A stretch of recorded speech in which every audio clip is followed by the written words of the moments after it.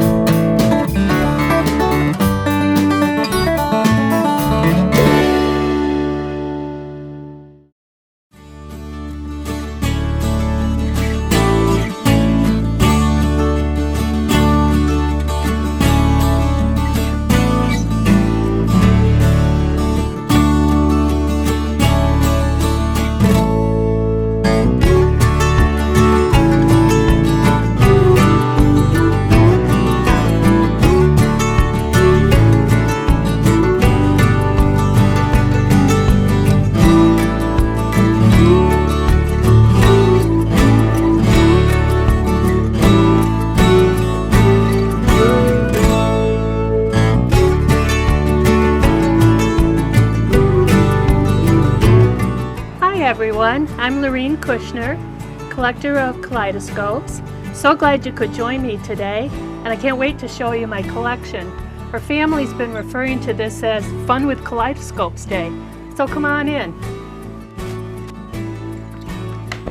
Well, let me tell you the amazing story about how I got interested in the kaleidoscopes. I always had one as a child, and it was always a treat to get one. And then years went by. I never saw them again until I was out on Cape Cod in Provincetown. And the year was 1996. And we walked into this shop, and there were all these beautiful kaleidoscopes, but they weren't the type as what I was familiar with as a child. Artists had gotten together and were now making them with different either stained glass or brass, beautiful woods, and I thought, oh my, they're lovely. And I did not purchase one. They were very pricey in that store.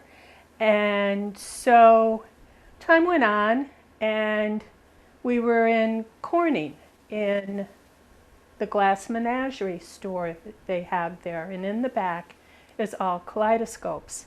And again, I was amazed at what the artists were doing, and I got talking with the shop owner, and she was telling me a little bit about them. And again, I didn't purchase one.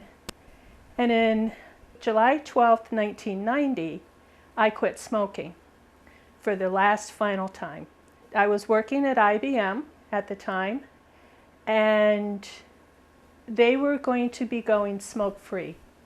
We weren't going to be able to smoke in the building, and I knew I couldn't do my job and still go out on a smoke break. I needed to be at my desk at all times. They were offering, through the American Lung Association, a class to help us quit. So I signed up for that. And it was during that class that they told us, made the suggestion, okay, set aside whatever you are spending on your cigarettes, take that same amount, set it aside, put in a little savings account, and in a year, on your anniversary, buy something special. Be it a trip, be it a brand new outfit, be it whatever you wanted. And I immediately thought about those kaleidoscopes that I had seen in Provincetown and Corning. So I knew immediately what I was going to do. As it came closer to my anniversary, I went to Corning, and I went to the Glass Menagerie, because that's really the only place locally I had seen them. And they were wonderful. The shop owners, Jackie and Dick Pope, helped me pick out one. The reason I went earlier than my anniversary date, I wanted to make sure I had enough money in my pocket so that when I went on my anniversary date, I could buy anything in the store, because I did not want any limits. I wanted to be able to get the one that really spoke to me. So I found one, and I was afraid it was the only one they had, and I was afraid that maybe it was going to get scooped up before my anniversary date. So they set it aside for me. And I, on July 12th, 1991, went back to the store. I took the day off from work, spent the whole day there, and I went back and picked up my kaleidoscope. And the reason I picked the one I did is because it was interchangeable. I could take the end piece off and put different objects in of my own choosing, put it back on, and enjoy the kaleidoscope. I, at that time, thought it would be the one and only kaleidoscope I would ever have. So I liked the idea that I was going to have something that was going to change over time. Well, little did I know how much I was going to get into the collection of kaleidoscopes, going to conventions, joining the Brewster Society, which is a group that was founded by Cozy Baker. And it was founded to bring together the artists, the collectors, and the storekeepers. Annually, we have a convention. We even have attracted international artists, to the point that those that were attending from Japan decided they wanted to have their own. So 2 years ago, they had hosted our annual convention in Japan. In our newsletter, they always give a report on how the convention was. There's pictures of the people, their activities. They always have a theme for the banquet night. The highlight of the convention is the artists will unveil a new kaleidoscope at that morning meeting.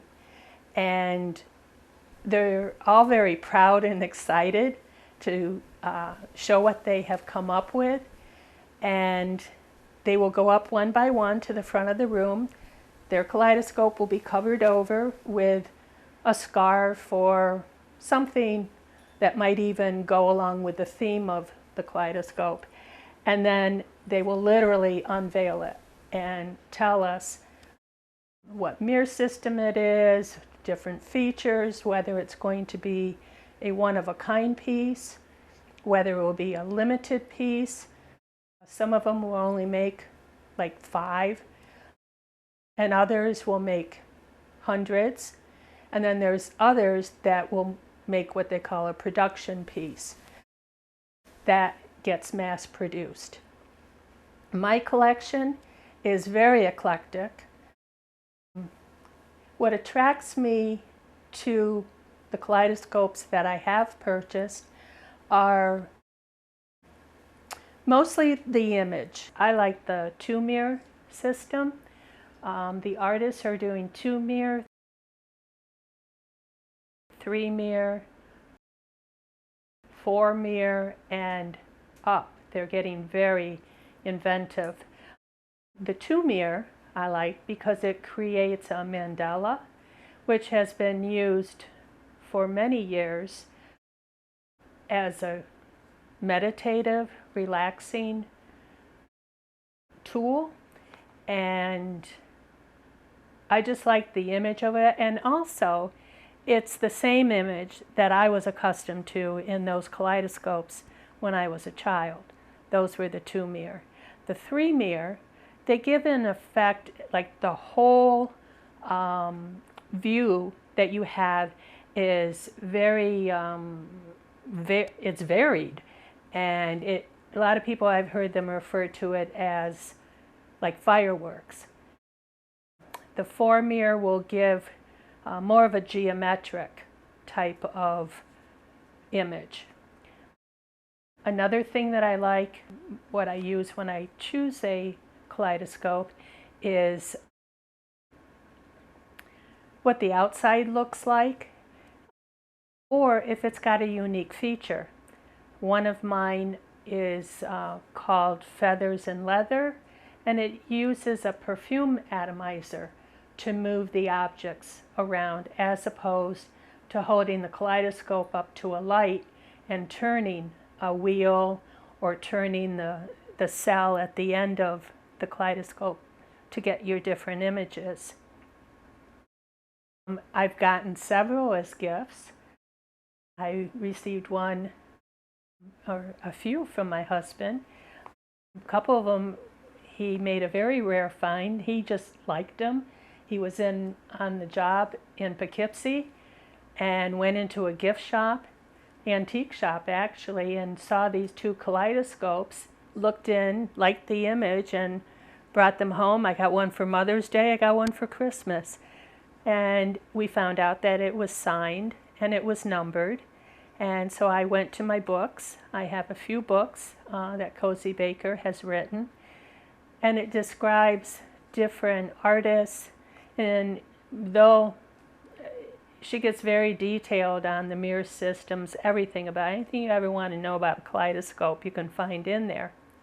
But we looked up the artist's name, Stephen Auger, and were able to read up about him. There was a picture of him, and it just makes it more personal when you know who made these kaleidoscopes. There was another one that our daughter gave to me, and that, when we looked it up, because that was also signed, when we looked it up, it was a mother-daughter team that had made the kaleidoscope. It's a brass tube, and it's got two colored wheels on it. The girls that I worked with at work had gotten me one for my birthday, and it's like I had forgotten about that. And that was very pretty. That's another one that is stained glass, and it looks like a triangle. And then instead of having an object cell on the end, it has one of those magic wands that you can find in any toy store. It has the liquid with objects inside of it. It's a very narrow tube, and it does look like a wand. And the kaleidoscope artists are using those. Others I have gotten as door prizes at the conventions. My largest kaleidoscope is one by Don Doak, and that I got at the Corning convention that we attended in 1999. The convention was supposed to have been in Boston, but the hotel had a fire in it that summer, and they weren't, well, that spring, and they weren't going to be open by summer to have it. So there's a couple artists with studios in Kennebunkport, Maine. So they got together and they said, okay, we can help you out. We can have it here in Kennebunkport. That was one of the ones that we went to because it was close by. My husband won it as a door prize for me on my birthday. The artists will donate door prizes, and they were out on a display table, and it was the one that I was interested in of all of them on the table. That is by Bob and Sue Rio. Their studio is the Sea Parrot in Kennebunkport, Maine. I got them counted up. I have 24 kaleidoscopes. The one other way I can have gotten some of those 24 is a favor from the convention. At the big banquet Saturday night, it's a nice formal banquet, and the table is always set with one kaleidoscope for each attendee that one artist has offered to make for the convention, one for everybody. We're not a real large group. The Brewster Society will get a couple hundred at a convention. There's more people who are members. They put out a quarterly newsletter. I'll just mention that my largest scope is one that I won at the convention in Corning. My smallest kaleidoscope I'm wearing. This necklace actually is a miniature kaleidoscope, and it's made out of sterling silver, and it's in the Saturn series that the artist created, and they even put the thought into what type of a chain, how long to make the chain, so when anyone is wearing it, they can hold it up and it's the perfect length for viewing. So I thought that was pretty clever. There's one last thing, and that really is part of my collection. I have a license plate that says K-Scoper. K-Scope, K-Scope, is a shortened version. It's like a shorthand version of Kaleidoscope. So when the vanity plates came out, I wasn't going to get on the bandwagon, but at some point I decided I would, and that I put in and was able to get K-Scoper. The very first kaleidoscope that I purchased as a gift to myself on my 1-year anniversary of quitting smoking is this one. It was made by Henry Bergensen, and this is the tray that holds all of the objects that I can select from to make the image different. And it works very easily. All I have to do to change it is push this button in, and the image cell pops right off. It just easily unscrews, and there's all the colored plastic. They have suggested you can even put jewelry in there to see what kind of a different image you get. And it just very easily screws back on, press the post in, and it's ready to view.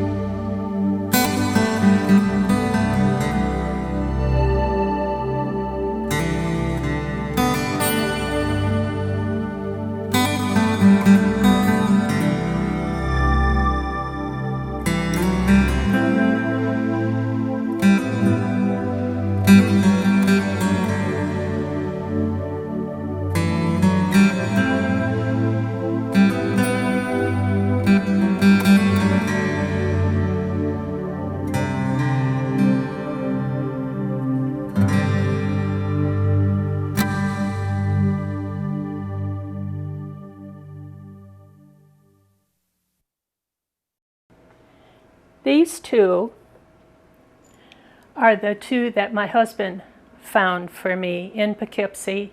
One was a Mother's Day gift, the other was a Christmas gift. They both are by Stephen Auger. They are signed and they are dated. He gets his design on there, covers it with brass, and then he takes acid to remove the brass to get the different designs on these.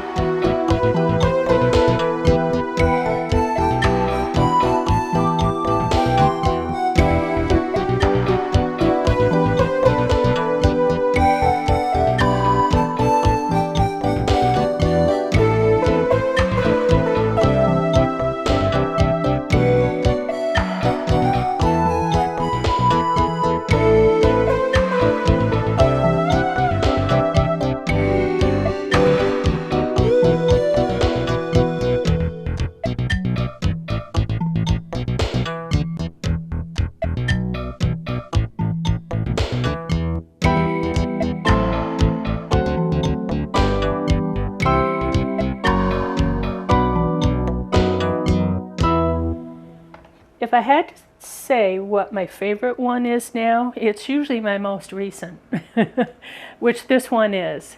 This is the one I bought at the Freeport, Maine convention in 2013. And it's called Serendipity. It's by my favorite artists, Peggy and Steve Kittleson. And one of the main features of this is when you look down the barrel, this is a 2-mirror, when you look down the barrel, the coloring on the inside of the barrel is made to look like the Northern Lights. Northern Lights are something on my bucket list. One day I will get there to see the Northern Lights. In the meantime, I have it here in my kaleidoscope.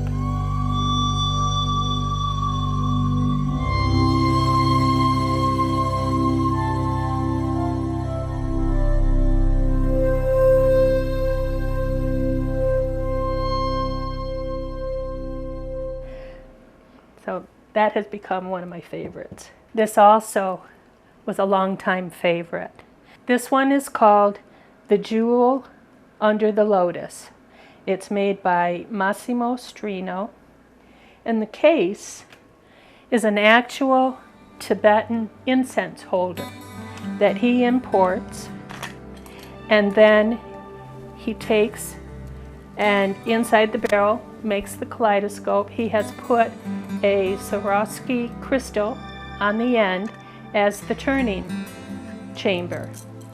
This also is a 2-mirror.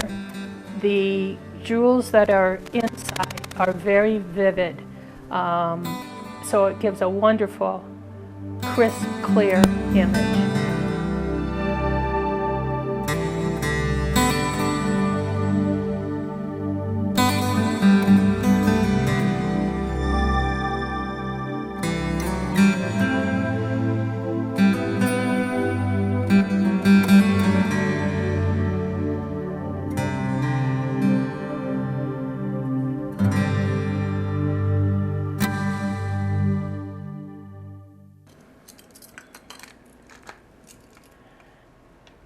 This one here is actually a kaleidoscope.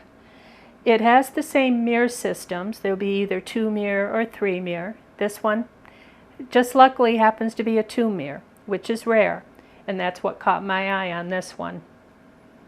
At the end is just a piece of glass, round piece of glass. There is nothing to turn. To view it, what you do is you look around the room. And as you point at different objects, and as you're looking around the room, that's what changes your image.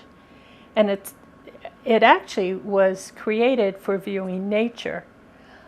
So it's fun to take it outside and just look at the trees, fresh flowers, whatever is in the garden. And the artist actually made this in the shape of an upside down vase, so that the viewing end would be smooth and have a nice finish. Behind me is a poster from the Albuquerque Convention 2006, and I just loved the picture of the Indians and the image that they're seeing with the stars.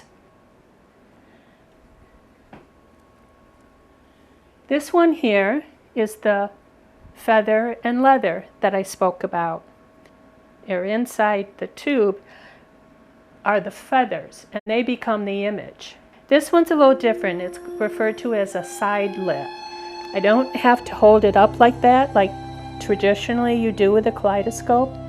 This one you hold down because the light's coming in from all sides. In order to change the image, I just squeeze the perfume atomizer, and as you can see, the feathers are moving around.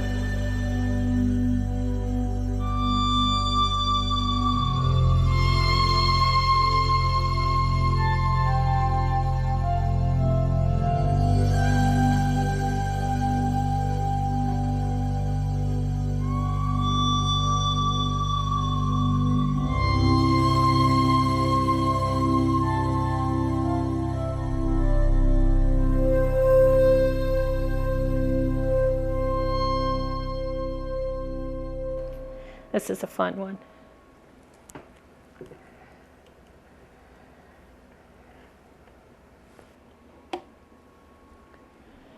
This kaleidoscope is the one that my daughter bought for me.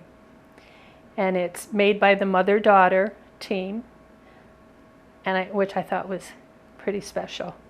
Now this is a 3-mirror, but it's beautiful. And you can either turn both of the wheels at the same time, or you can turn them individually.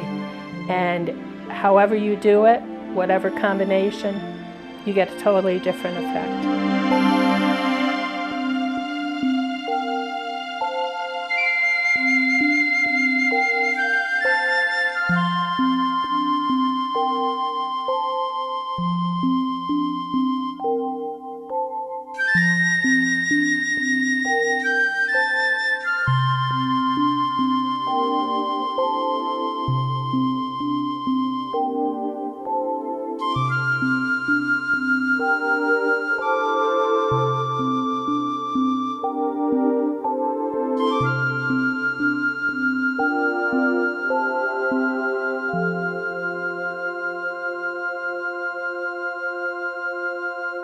This is the beautiful kaleidoscope that my husband won for me at the Kennebunkport convention. All of the objects are suspended in the liquid, which I didn't speak about on some of the other ones. My more recent ones are all suspended in liquid. The earlier ones are what they call a dry cell, but this is an oil cell. And the advantage of that is as you're viewing it, you don't have to constantly turn the end as you're viewing to get your different changes. You can actually just kind of stop touching it and just watch the difference in the images as the oil moves the objects around. And this is stained glass.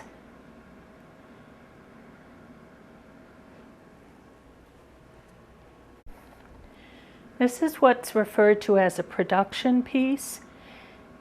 The idea for this, Cozy Baker had some input on it along with the artist, and they wanted to create these.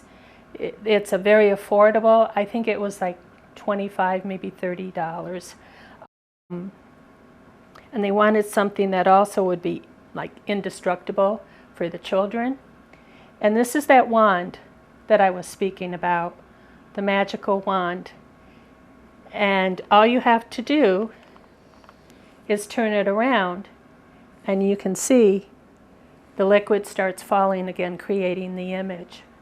And as soon as that stops, then it's merely just turning it around again. You can pick these wands up many places. So I've got a few of these wands just to give it a different effect. This one is similar. Has the wand effect, but this one is made out of stained glass, and this is the one that my co-workers gave to me on a birthday, and I just was thrilled because they knew that I was interested in kaleidoscopes and wanted me to have one from them. Very sweet.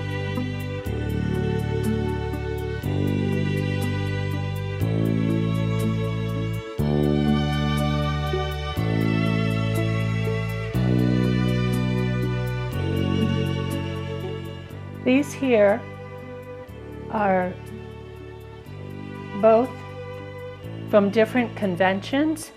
They are the party favors that were at the table at the banquet that every member got.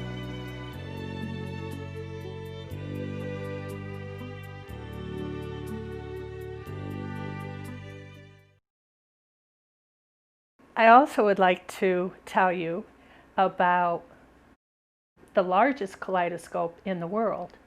Is in Mount Tremper, New York, and it was created in an abandoned silo. There is a building and a resort and spa built around it, the Emerson Resort and Spa. And there's also a beautiful kaleidoscope in that same facility. But If you can imagine a silo, and the very tip top of it is where you're going to see the image. And the show that they put on, it's only about 10 minutes, is orchestrated to music, and the Kaleidoscope artists have about 3 different shows that they do. When you walk in, there are these boards on a slant. And the purpose of that is you are to lean up against that board, and it puts you on just the right angle that you can view the top of the silo without straining your neck. The other way that they also suggest viewing that is laying on the floor, which is all carpeted, laying on the floor, and then you have a bird's eye view of the silo image, but you also feel the vibration of the music. I really can't talk about kaleidoscopes and conventions without giving a tip of the hat to Cozy Baker. Cozy Baker is a dear woman. She just recently passed away 2 years ago, but she started all of this out of tragedy. Her son, her youngest son, at the age of 23, had been killed by a drunk driver, and she was just devastated. And she was looking for a way to recover from all of that.